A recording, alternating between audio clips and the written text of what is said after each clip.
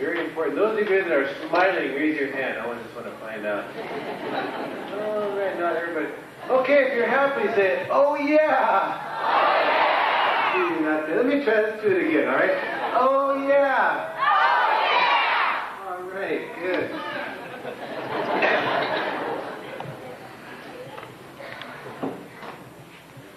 Okay, we had an exciting day today, folks. And the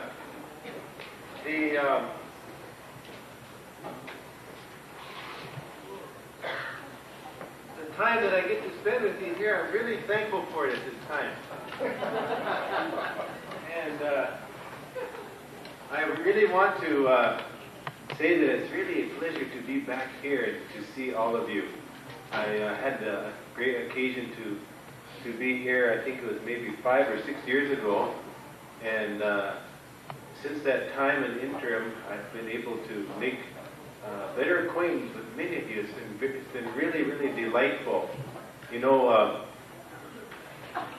we did that feast video a couple of months ago, and I think many of you have probably seen that. In that feast video, I was relaying a little bit about how I years ago, and even up to now, I still enjoy doing that, is the Indian people have a practice of fasting, which is very, very beautiful. And but it's very strenuous, and especially if the weather takes a certain turn. And invariably, every time I would go out fasting, Indian style fasting, the weather would invariably get up at points over 105 degrees. And I didn't mention this, but the last time that I went out for 4 days fasting, it was got up to 108 degrees, I believe, on the last day. Of course, there's no food and no water.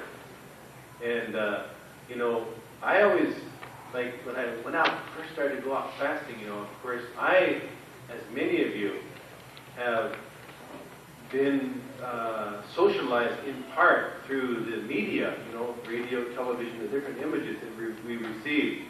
And you're very lucky to have an individual here, Mr. Phil Lucas, who is very instrumental in disclosing and really shedding light on some of the effects of that process. But in that process, I was really, you know, really excited about the going out fasting. I always thought of, you know, like a vision. You know, I used to watch a lot of Walt Disney movies. So I always thought, you know, the vision would be like kind of like, you know, you'd see like the heavens would just be cleft asunder. There'd be trumpets blaring, and the staircase would come down, you know, and there'd be like thundering herds of bison coming. There'd be eagles coming out of the heavens, you know, this beautiful streaks of light blowing. And I always thought it would be like smoke, and there'd be strobe and laser effect. And really, the only thing that ever came to me were vultures. In all honesty, that's really true. It is really true. Vultures. And I remember, for instance, like I was saying, last time I went out fasting for 4 days, those vultures, they would come, and I was very excited at first. You know, I thought they were eagles, but they started coming down. Every day they come down lower and lower. And by the 4th day, they came down so low I could look them right in the eye. They were smiling. They were smiling, folks. They were very happy. They knew that there was a free meal coming. And, you know, I think about that. I think about when I look out here at this audience, you know, I can't give the citation of a passage that I came across, and my mind flashes on it, especially now when I look out about how the referring to, I believe, is probably a fanatical element of the clergy, how they are like vultures preying on the carrion of the souls of the people. When I look out here and I see all of you, I can't help but think I have no doubt. I just can't help but think that once you folks out here, like you, those of you here, once you show yourselves, if you simply arise and show yourselves out here in the American populace, it's very easy for those people to distinguish between a vulture and an eagle. It really is. It's very, very simple. And that's what I'm encouraging you all to do, is to show, if they can look out and see what I'm seeing right now, it will be very easy for the generality of the population to distinguish between a vulture and an eagle. And that's why I'd like to use a song at this time in order to kind of establish who we are. You know, it's very important in order to have any type of dialogue for us to have an understanding of who we are. And in order to do that, I'd like to tell you a little story. First of all, it was really wonderful out where I live. We had about 4 years of drought. And finally this year it began to rain. And really what happened, what we did out in our area was that we have a sharp geographical and racial delineation which is marked by the Missouri River. One side, namely the east side, is mostly people of German background, and the west side is almost all Lakota. And finally, about last spring, what we did on our side, on the west side, we went over across the river. We hired some of the polka bands to come over and perform. And I tell you, it really works.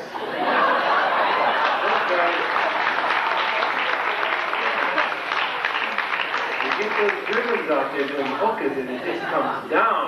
It really does. It just keeps on coming. And but I want to refer to another. This is another deluge.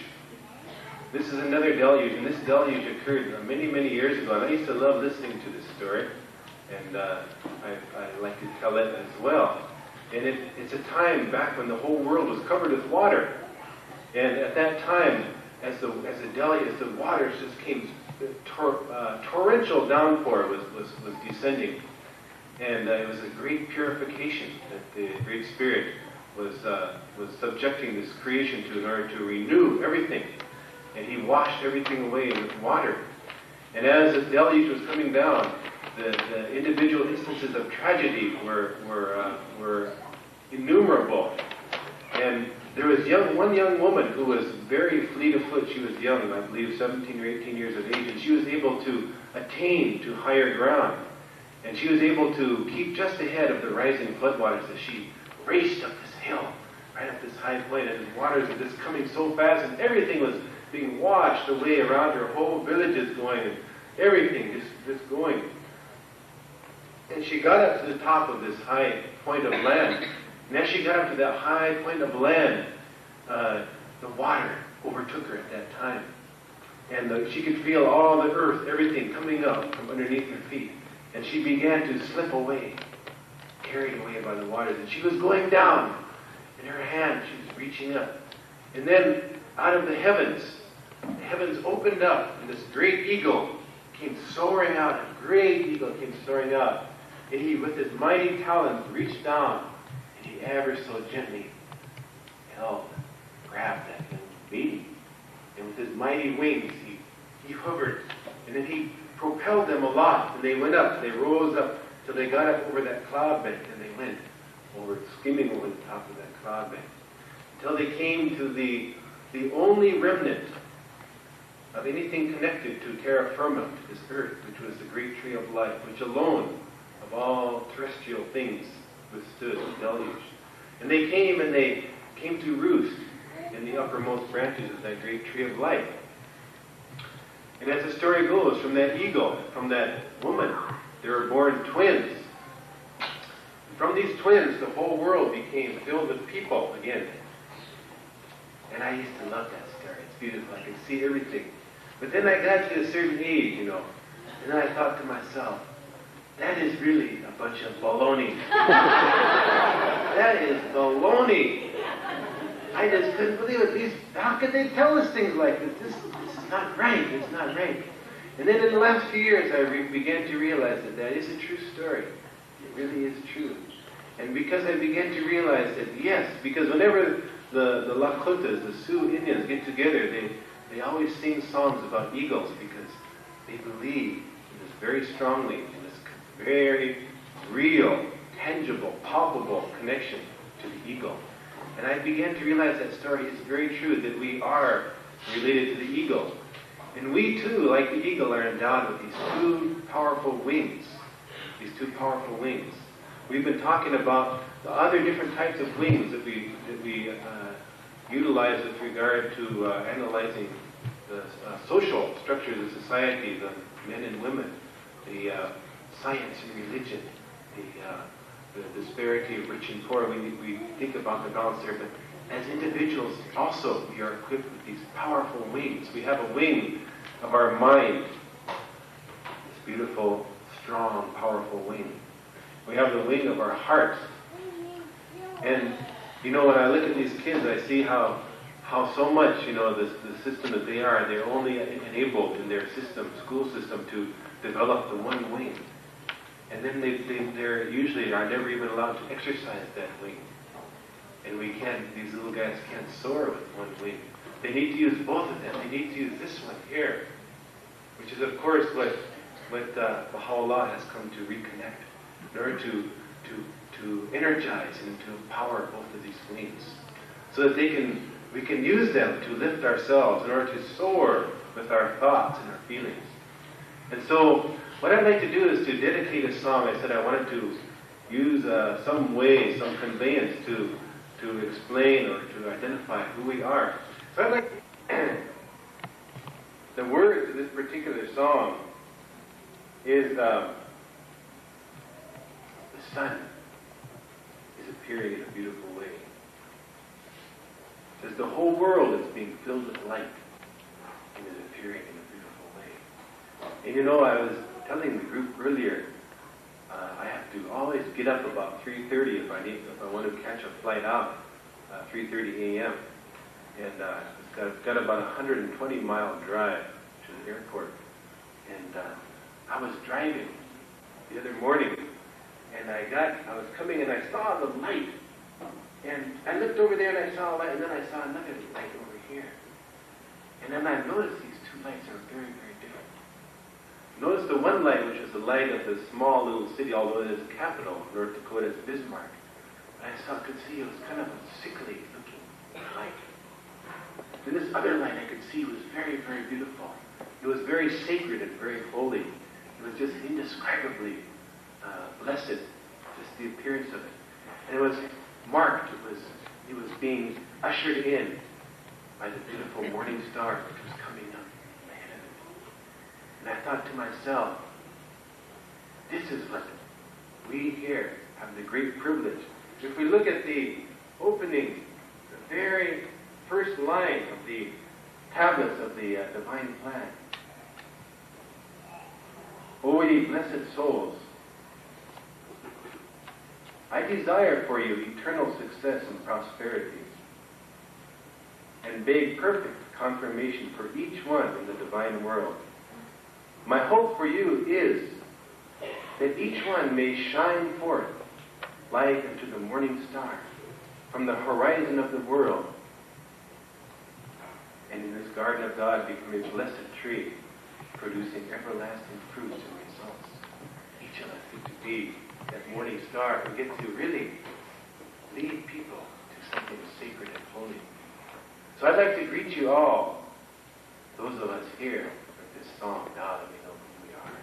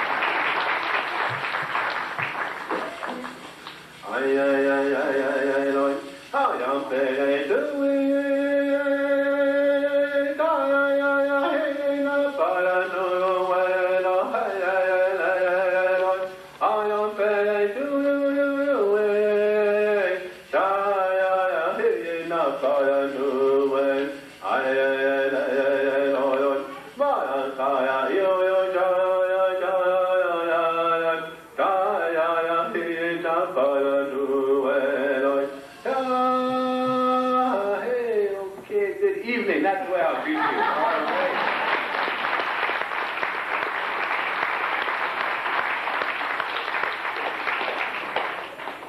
Well, you know, time, it really slips by fast. And I just wanted to share with you something really interesting. You know, I know that this Green Lake is such a significant place for the Baha'is, as was indicated earlier, is the site of, is this the largest and longest running Baha'i Conference? That's really wonderful. And it's almost like a lot of you, I think almost a lot of you make pilgrimage here, in a way, in a certain way. You know, I was recently, somebody shared this with me. It's a scholarly piece that was done quite a few years ago, and it seems kind of trivial, but I was looking at it, and it's really very interesting.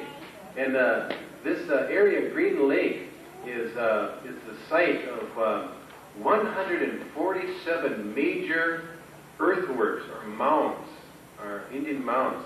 This was the Mecca of people. People have been coming here for I don't know how long, thousands of years, no doubt. It's a very, very interesting. It says that there's a place, I guess it's called, it's a Bible Institute. I don't know, this is pretty old. This is written in the 30s, I believe. That might be here. It says there's over 100 mounds within a mile of this Bible Institute. And this Green Lake was considered to be the source of one of the greatest signs of God on earth. And there are over 200 springs which well out of this area. And for especially the Winnebago people, to whom this was the most sacred place, each of these springs has a name that can be identified. And I thought this was really interesting. You know, I was reading this, and I was thinking to myself, you know, we're not the first ones that have come here to attain to this revitalization of spirit. And I was thinking about these mounds, and I know that throughout, a lot of you are from the Midwest here, and most of your homes, in fact, lie upon mounds, and every place you go, there's all these mounds. And I was thinking about that, and I realized that these mounds are what they are burial mounds. And what the people would do is that they would put up the basic staples of life were the corn and squash and beans and different plants. And then whenever the agricultural practice was to mound up the earth and to plant that seed on top of that mountain. And I was thinking about that too, you know, all these mounds represent, it's kind of like talking to us. These people a long time ago are telling us, you know, they would come to these shores because they knew that this was somehow representative of the great grace of God. And that they would commit their souls to eternity along these shores. And they would mound up these earth, and those very precious souls, they would place them in that mound so that it's like a seed being planted and could grow and thrive and then bear fruit. Of course, it could never bear fruit at that time, you know, because our people have only been able to dream and envision these things, never to see it fully actualized. Just like whenever I'd go, I used to listen to these old people when they would pray. And it was so beautiful, the things they would ask for, beseeching God for. And then when I saw in the tablet of the divine plan, the prayer for our region, I saw the fulfillment of all those prayers. Oh Lord my God, praise and thanksgiving be unto thee, for thou hast guided me to the highway of the kingdom, suffered me to walk in the straight and far-stretching path. Illumine my eye by beholding the splendors of thy light. Incline my ear to the melodies of the birds of holiness from the kingdom of mysteries, and attracted my heart with thy love among the righteous. O Lord, confirm me with the Holy Spirit, so that I may call in thy name amongst the nations, and give the glad tidings of the manifestation of thy kingdom amongst mankind. O Lord, I am with thy power and potency. My tongue falters. Suffer me to utter thy commemoration and praise. I am remote. Honor me to admit me into thy kingdom. O Lord, make me a brilliant lamp, a shining star, and a blessed tree, adorned with fruit, its branches overshadowing all these regions. Verily thou art the mighty, the powerful, unconstrained. And I heard that. I realized this is the fulfillment of all these different prayers. And I thought to myself, we are the ones that get to achieve this fruition. We look around now, this beautiful time of year. Why? It's kind of interesting that we should be gathered here this time of year, because at this time of year, everything is coming into maturity. Everything is coming right. It's very beautiful. But out in this contingent world, out in this natural world here, everything from here is going to go into a state of dormancy, go into a great sleep. However, in the spiritual world, this is the time that we are at right now. Everything is attaining to maturity. Just like the corn, all the different tribes of this area, like over here in Milwaukee, it's beautiful. They had corn dance over there. This is the first dance that they would do. They would sing those songs, which, by the way, came all the way from South America. We call it Hunga Wichalampi, which came from the Inca people. It's even a linguistic relationship. They brought the corn. And they told us, they gave us a teaching. They said the corn is like a human soul. If you plant that in a good place, make sure the sun hits it, water hits it in a good way. It's going to grow, and it reaches the height of a man, and will bear fruit, and that fruit will sustain all and be the sustenance. So the person is like that. The person is like that. If you raise them the right way, they will produce the fruit. And now, this is a time of the maturity of this whole creation.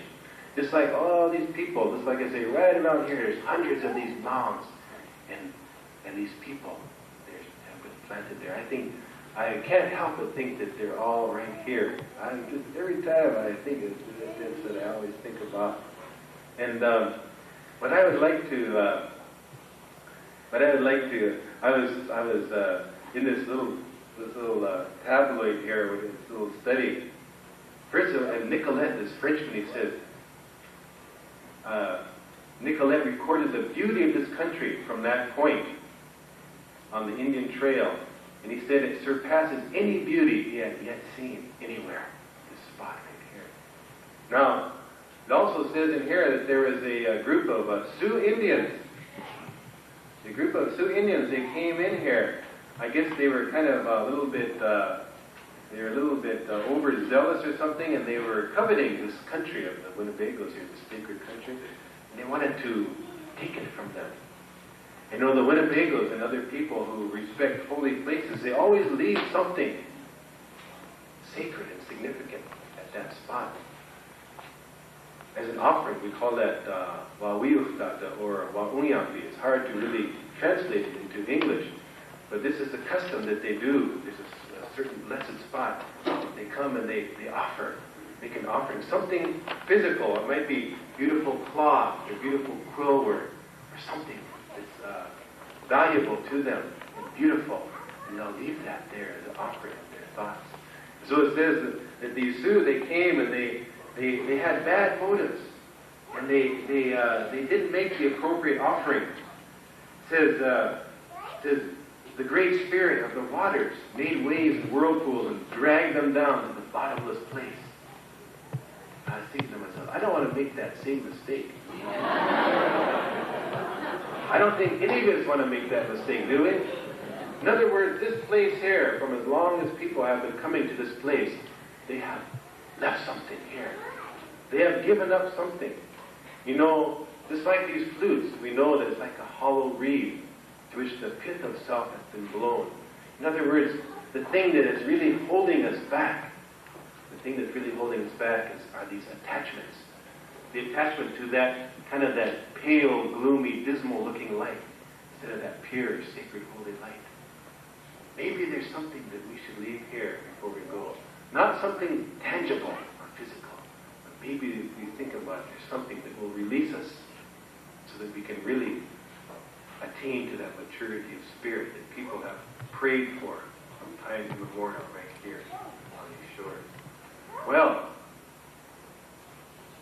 that much? Okay, all right. Here we go, folks. We're going to do the short obligatory hoop dance, all right? We're going to do the long obligatory. All right. No, we have a real special program here. I'd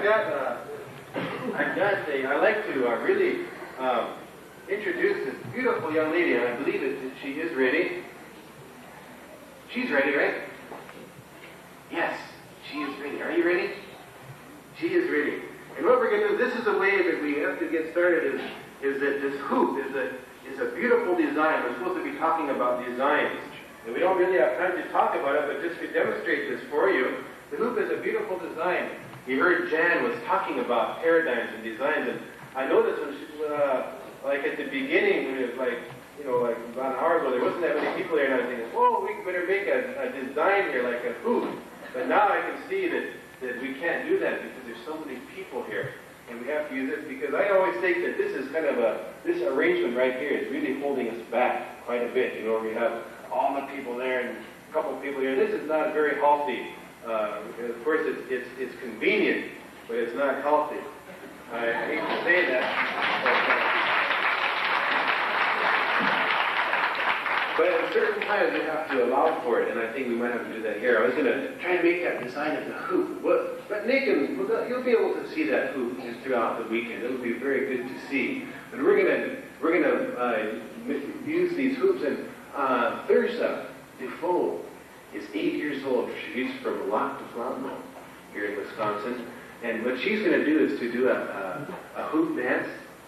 And she's going to take the stage here, and she's going to go for a while. And then after she goes for a while, I'm going to try and see what I can do here. And the hoop is a very beautiful design because in the hoop, what we do is we tell the story of springtime, and now we see the full maturity of everything. And we make designs that describe. Like with one hoop, you can make the sun, the moon, and all different designs. You'll see that she'll describe the way that the days go follow one another.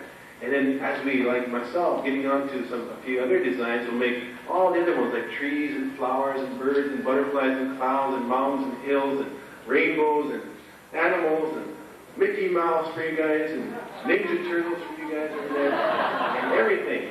And then we'll make the eagle. You all know what the eagle is. But what we're going to do, Thursday night, we're going to dedicate this dance not to the springtime that we see outside, which is beautiful, but it's not very important compared to the springtime that happens right here. This is the main springtime. You want to find out about that springtime, you have to go to these little guys, because if you look at their drawings in midwinter, they make drawings of spring. You ask them where they see that. It's right in there. We're born with that. We're born with that. This is what Baha'u'llah has come, is to renew that, to cause that to grow, like these beautiful trees that can produce fruit. You see? Okay, so what we're going to do is, Thursday, come over here. We're going to get you started here. She's going to start out here. She's going to go, and then when you see these different, let's have a big round of applause for her. All right. Ready?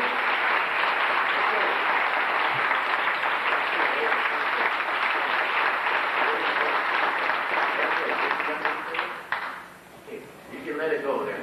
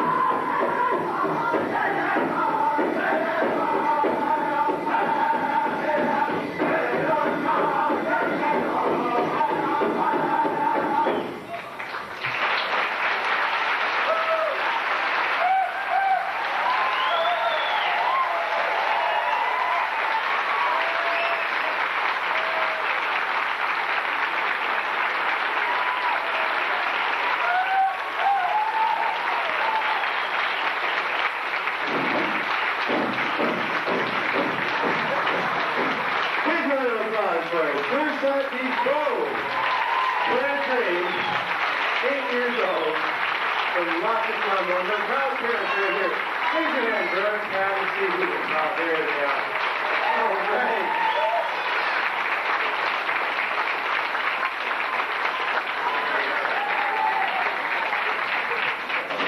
All right. Very good. Thank you. Oh, that felt so good. I'm really glad, I'm glad I got a chance to do that, because after this morning, I was thinking, my gosh, it's not every day that you have a chance to go out and do something, to really act in this world. It's a sad thing that a person has to go through something like that before they can come to that realization. Hopefully, many of you, if not all of you, will be able to do something without having a harrowing experience in which you feel joy in being able to see this. That's what the hoop dance is about. It's a dance of transformation. It's a dance of change, a dance of growth. And that hoop, it goes on. The circle stays unbroken. Now it's up to us to renew that and to make that hoop transcend. The vision of our elders is this, that there's a man named Crazy Horse. He had a vision in which he was on a high hill. And he prayed and he fasted. And he was able to rise up, and the whole world opened up before him. He could look out over the whole creation. He saw all over the creation there's many different kinds of people, different hoops of people, black, red, yellow, white. And he saw them so beautiful, they were just gleaming and just like beautiful treasure chests, resplendent, just like diadems, radiating to high heaven. All the gifts and treasures that stood unveiled before him.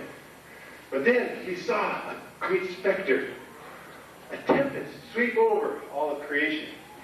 It blotted out the light, and the people were disconnected from that source of growth and life. And they began to turn, and they began to be filled with hate, and jealousy, and envy.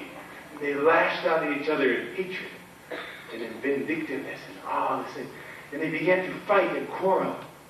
And he could hear the screams of agony and misery as he saw all human problems begin to wax greater. He saw the dust begin to broil up. And he saw the thickening clouds of darkness become ever denser and denser. He saw the blood flowing out upon the earth, and heads rolling, arms, severed arms and bodies all over. And he could hear all the women and children screaming, crying, wailing, and gnashing their teeth. Finally, there was no light left in the world.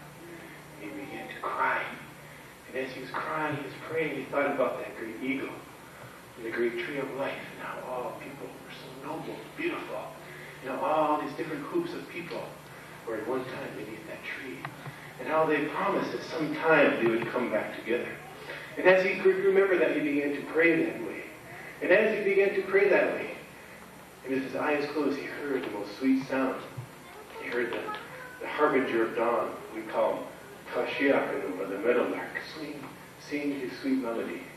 And he wiped the tears and he looked out to the east, and he saw at that moment the sun come up over the horizon, shot a light out over the earth. And where that light hit, although it covered the world, only a few stood up and looked and recognized that light.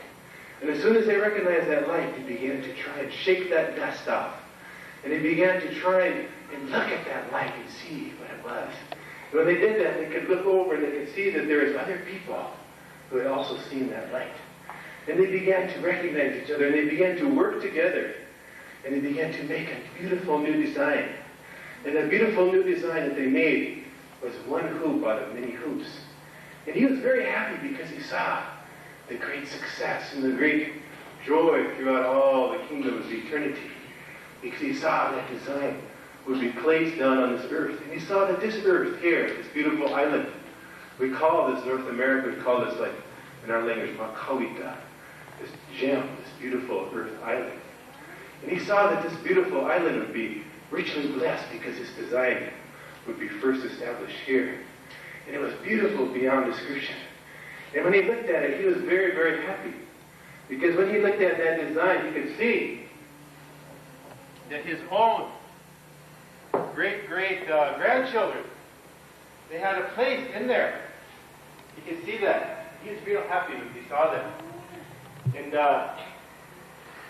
I like to use this in the Old Testament, the 23rd Psalm of David. It's 3,000 years ago, but I like to share it. It's very appropriate. Can you hear me way in the back? This is 23rd Psalm of David.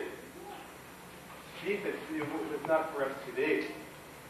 The great Father above is the shepherd chief. I am his, and with him I have not want. He throws out to me a rope, and the name of the rope is love. He draws me, and he draws me, and he draws me to a place where the grass is green, and the water good. I eat and lay down, satisfied. Sometimes it may be soon, maybe longer, maybe a long, long time, but the shepherd chief will lead me to a place between mountains. It is dark there, but I will be afraid not. I will draw back not, for it is there, this place between mountains, and I will meet him. Sometimes the shepherd chief makes this love into a whip, but afterwards he gives me a staff to lean upon. He puts his hands upon my head. All tired is gone. He spreads before me a table, many good things to eat. My cup, he fills until it runs over. What I tell you is true. I lie not, for these roads lead to a great lodge where dwells the shepherd chief. After I die, I will be with him forever and ever. Think, my friends, is not this the day that they could only dream about? Is not this the day when we have all these blessings before us? When we have to hearken to the house of justice, may say, urgency. This design requires everybody to be a part in there. If for any reason we don't contribute, or God forbid we're withheld from making that contribution, the results can be very bad. So I'd like to thank you all, the committee, for giving me a little extra time. Let's hear it for them. They're doing a good job. God bless all of you. Thank you. You're very beautiful.